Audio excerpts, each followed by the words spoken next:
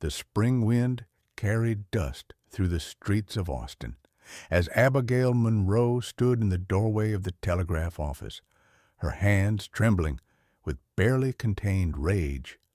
Inside, her husband of 23 years was pressed against the wall by a woman half Abigail's age, the banker's daughter, no less. The girl's dress was disheveled, her lips painted crimson with guilt. "Get out!" Abigail's voice cut through the room like a blade. The young woman scrambled past her, leaving a cloud of cheap perfume in her wake. Abigail's husband, Richard, straightened his vest with the audacity of a man who believed he'd done nothing wrong. "Abigail, this isn't—" "Don't!" She held up one weathered hand. At 41 years old, Abigail had given this man her youth, her strength, and 3 children. She'd worked alongside him, building their ranch from nothing, her hands as calloused as any man's. "I want you gone by sunset." Richard laughed, actually laughed. "Gone? Woman, that ranch is in my name. You'll be the one leaving." The words struck her like a physical blow. In 1881 Texas, a wife had no legal claim to property, no matter how much blood and sweat she'd poured into the land. Abigail felt the walls of her life closing in. 23 years, she whispered, more to herself than to him. "You're 41, Abigail. What did you expect?" Richard's cruelty was casual, practiced. No man wants a woman past her prime. If you're watching this story unfold and feeling Abigail's pain, hit that like button and subscribe for more compelling tales. Drop a comment below telling us what time it is and where you're watching from. Let's build a community of storytellers together. As Abigail turned to leave, a stranger stood in the doorway, his shadow falling across the threshold. But what he'd witnessed and what he was about to do would change everything. The man in the doorway was perhaps 50, with silver threading through his dark hair and eyes that had seen both hardship and hope. He wore a lawyer's suit, dusty from travel, and carried a leather satchel that spoke of business in town. "Mrs. Monroe?" His voice was gentle but firm. "My name is Benjamin Holloway. I'm an attorney from Dallas, and I couldn't help but overhear your situation." Abigail brushed past him, humiliation burning her cheeks. "I don't need charity." "Sir, I'm not offering charity." Benjamin fell into step beside her. "I'm offering justice, and perhaps, if you'll hear me out, a second chance." She stopped walking, turning to face him with exhausted eyes. "Mr. Holloway, I'm 41 years old. I have no property, no income of my own, and 3 children who depend on me. There are no second chances for women like me." "Then let me give you one." The words hung in the spring air between them. Abigail studied his face, searching for mockery or manipulation, but found only earnest determination. "Why would you help me? You don't even know me." Benjamin's expression grew distant.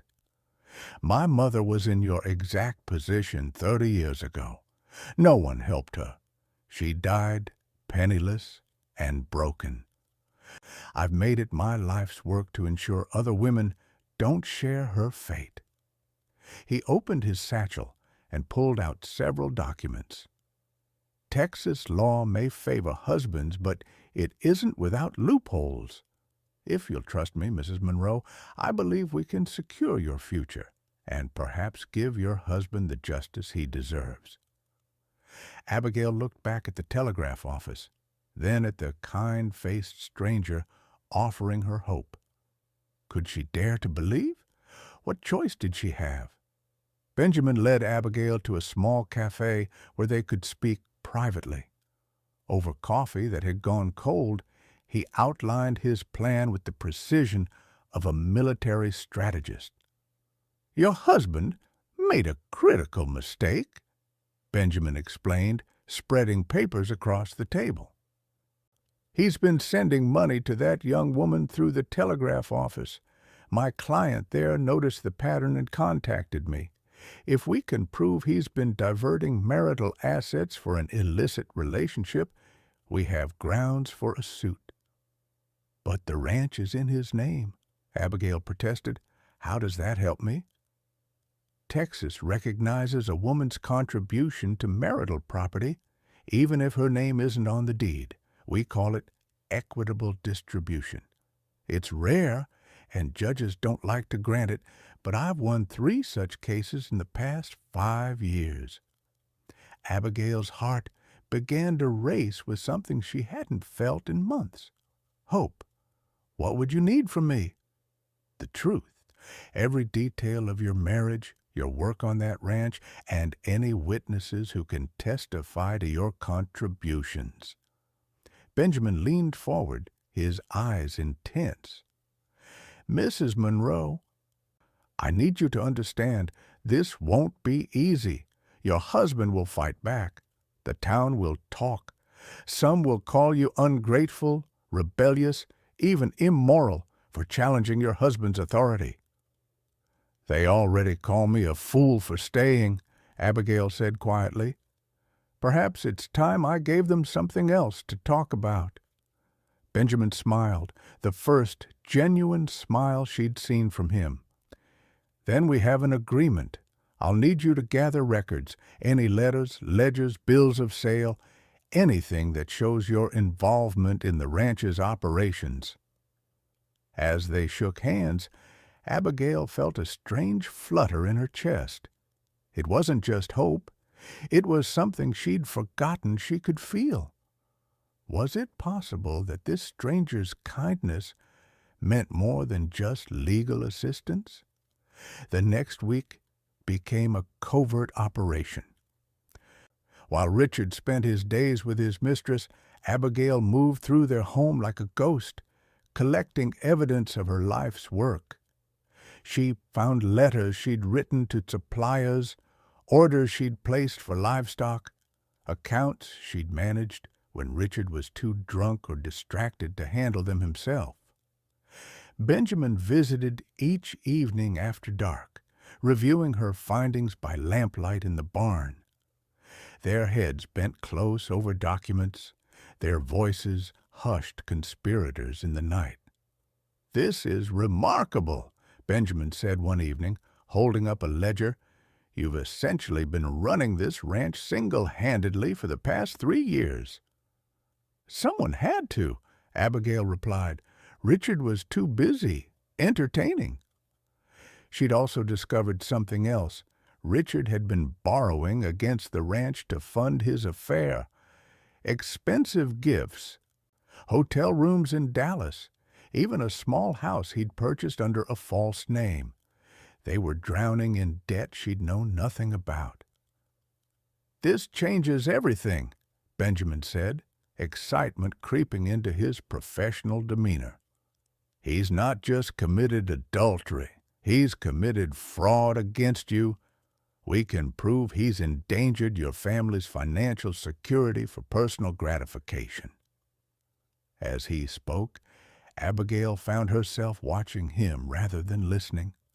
The way his eyes lit up when he found a particularly damning piece of evidence. The gentle way he explained complex legal concepts, never making her feel ignorant. The respect in his voice when he spoke to her, not as a client, but as an equal. "Mr. Holloway, Benjamin," she corrected herself, using his first name for the first time. "Why are you really doing this?" "The truth." He was quiet for a long moment, then met her eyes. "Because women like you deserve better than what this world offers. And perhaps because I've been alone too long and I'm tired of watching good people suffer." The admission hung between them, weighted with unspoken possibilities. On a bright Tuesday morning, Benjamin filed the petition with the county court. The document was 20 pages long, meticulously detailed, and devastating in its accusations. Within hours, the entire town knew that Abigail Monroe was suing her husband for divorce and claiming half the ranch as her own. The reaction was swift and brutal. Old friends crossed the street to avoid her. The preacher delivered a sermon about wives submitting to their husbands. Richard's friends spread vicious rumors that Abigail was the unfaithful one, that she'd been mentally unstable for years, that she was trying to steal what rightfully belonged to her husband. "Let them talk," Benjamin said when Abigail arrived at his temporary office in tears. "Truth has a way of rising above gossip." "But my children, they're hearing these things at school. My daughter came home crying yesterday because her friends' mothers won't let them play with her any more." Benjamin stood and moved around the desk, his presence steady and reassuring. "Your children are watching you fight for what's right. That's a lesson worth more than a dozen fair-weather friends." He was right, but it didn't make the isolation any easier. Abigail had underestimated how much the town's approval had mattered to her. Now she was an outcast, and for what? A chance at independence that might never come?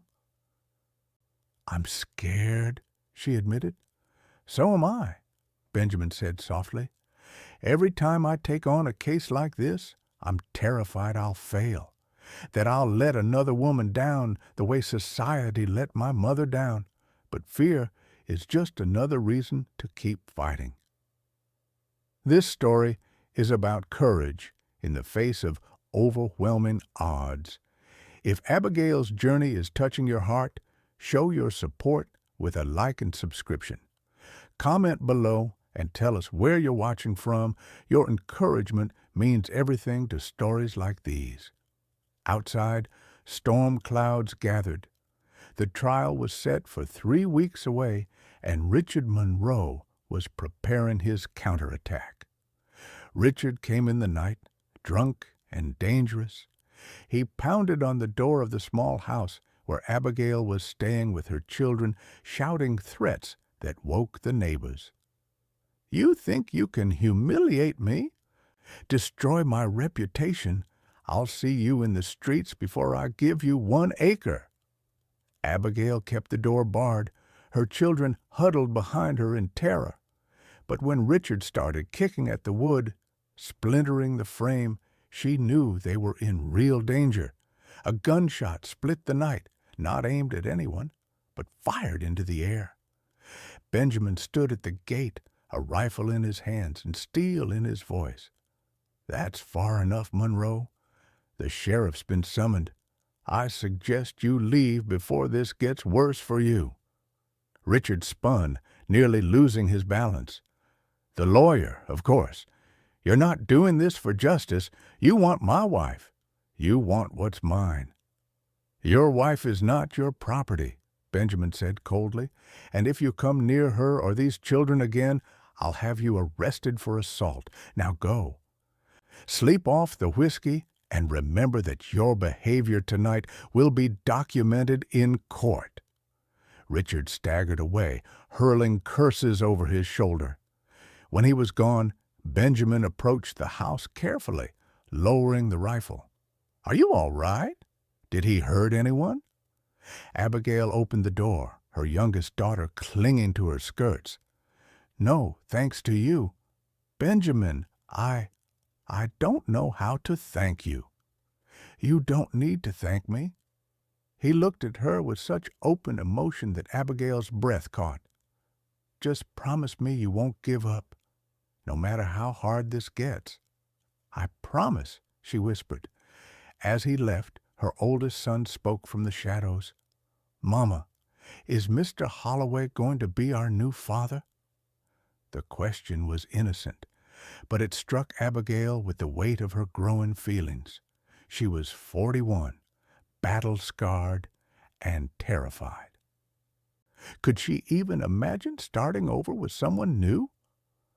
The week before the trial, Benjamin received a letter that changed everything. It was from the young woman, the banker's daughter, and it contained a confession. Abigail sat in Benjamin's office as he read it aloud, his voice tight with controlled anger. She writes that Richard promised to marry her once he divorced you. He told her you were mentally ill and that he needed to commit you to an asylum to protect the children. He said once you were gone, they could be together, and she'd be mistress of the ranch. Abigail felt sick. He was going to have me institutionalized? It's a common tactic, Benjamin said grimly. A husband declares his wife insane, has her committed against her will, and assumes full control of all assets. Some women never get out of those places. The room spun. Abigail had known Richard was unfaithful and cruel, but this level of calculated malice was beyond comprehension. He'd been willing to rob her not just of her property, but of her freedom, her very sanity in the eyes of the law.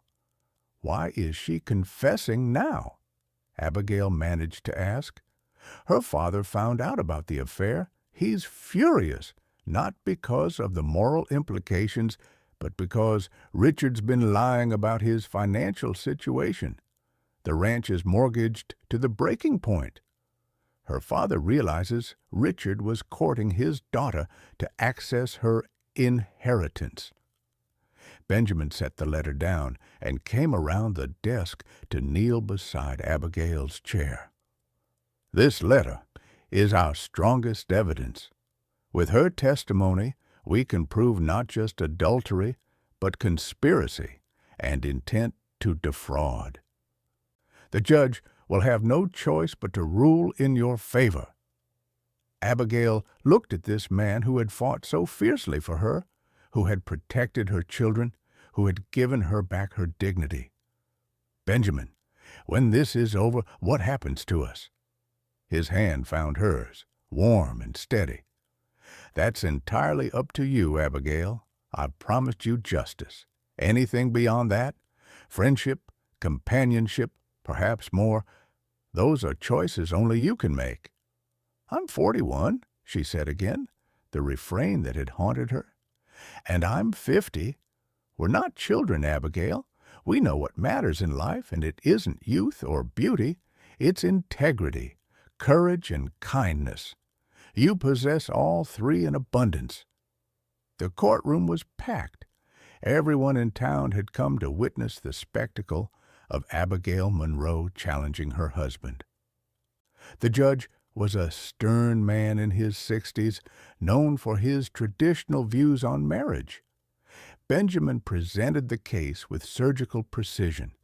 He called witnesses who testified to Abigail's work on the ranch, neighbors who'd seen her mending fences, managing livestock, negotiating sales. He produced the ledgers showing her financial management and the letters proving Richard's debts. Then came the banker's daughter, young, scared, but determined to tell the truth. She described Richard's promises, his lies, his plan to have Abigail committed. The courtroom erupted in gasps and whispers. Richard's lawyer tried to discredit her, suggesting she was a vengeful woman scorned. But Benjamin's cross-examination had been thorough. He produced receipts, letters, documentation that corroborated every word she'd said. When it was Richard's turn to testify, he crumbled under Benjamin's questioning. His arrogance turned to desperation as he tried to justify his actions, blaming Abigail for being too old, too plain, too focused on work. So you believed your wife's dedication to building your family's future was grounds for betrayal? Benjamin asked quietly. She didn't understand what I needed. What you needed, or what you wanted. Benjamin's voice was sharp now. Did you need to steal from your family to buy gifts for your mistress? Did you need to plan your wife's false imprisonment? Tell this court, Mr. Monroe, what exactly did you need that justified destroying the woman who stood by you for 23 years? Richard had no answer. He sat there deflated, exposed as the fraud he was. The judge called for a recess. Abigail sat in the hallway, Benjamin beside her, their hands clasped together. Whatever happened next, she knew she'd already won something more valuable than property, her self-respect. When court reconvened, the judge looked tired and deeply troubled. He'd spent the recess reviewing all the evidence, and the weight of his decision showed on his face. "This case has presented me with a difficult situation," he began. "Texas law traditionally grants husbands considerable authority over marital property. However, it also recognizes that marriage is a partnership and that justice must occasionally supersede tradition." Abigail held her breath. "Mrs. Monroe, the evidence demonstrates that you have been not merely a wife, but a full business partner in the operation of your ranch. Your contributions, financial, physical, and managerial, are undeniable. Furthermore, Mr. Monroe's actions constitute not only adultery but fraud, embezzlement of marital assets, and conspiracy to unlawfully deprive you of your liberty." The judge's gavel struck once, sharp and final. "I hereby grant Mrs. Monroe's petition for divorce. The ranch shall be divided equally between both parties, with Mr. Monroe required to buy out Mrs. Monroe's half at fair market value within 90 days, or the property shall be sold and proceeds divided. Mrs. Monroe is granted full custody of the minor children. Mr. Monroe shall have supervised visitation only.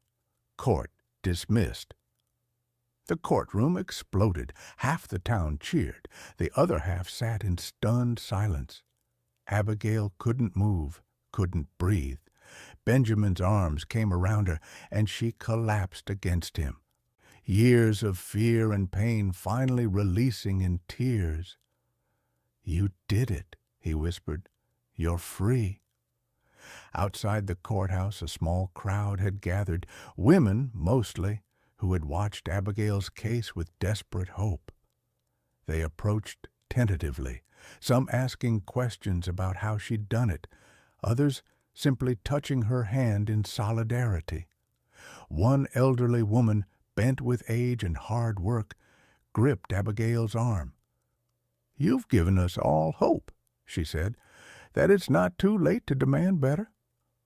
As the sun set over Austin that spring evening, Abigail Monroe stood on the courthouse steps and felt something she hadn't experienced in decades, the pure, unfettered joy of possibility.